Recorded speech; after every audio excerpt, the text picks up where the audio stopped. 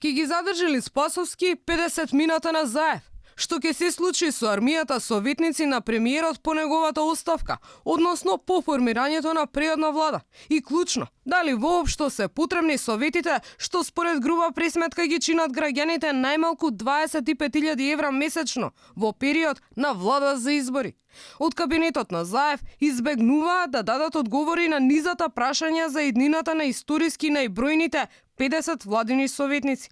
Па велат, премиер се уште бил Зоран Заев, а не упатија одговори да бараме преку слободен пристап на информации. Оттаму вообичаено појаснувања се добиваат за најмалку 30 дена. Председател на владата на Република Северна Македонија се уште е Зоран Заев. Исто така не е закажана седница за гласање на техничка влада. Ви посочуваме вашите прашања да ги упатите преку слободен пристап до информации од јавен карактер преку соодветната законска постапка. Ама од владата не одговараат ниту колкав е моменталниот број на советници откако дел од нив си замина, а и каков договор има секој еден што му дели ум за пари на председателот на владата.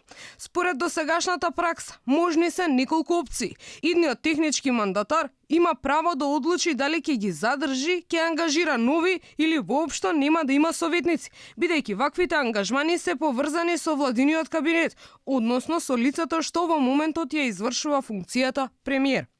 Па ако се оди според планот и профункционира техничката влада, Оливер Спасовски ќе има моќ да одлучи дали во наредните 3 месеци ќе се плаќа за совети што во така наречениот предизборен процес не се неопходни, оти има ситуација лер, кога се замрзнати сите постапки.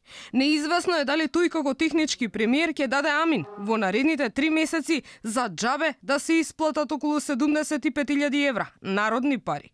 Секако во оваа сума не се вбројуваат службени патувања во странство, телефонски сметки и деловни состаноци, кои се ставаат под ставка привилегии на советниците. Износот 75.000 евра ќе беше и уште поголем, но дел од експертите на Заев на 2 месеца пред формирање на техничка влада решија да си најдат друга работа.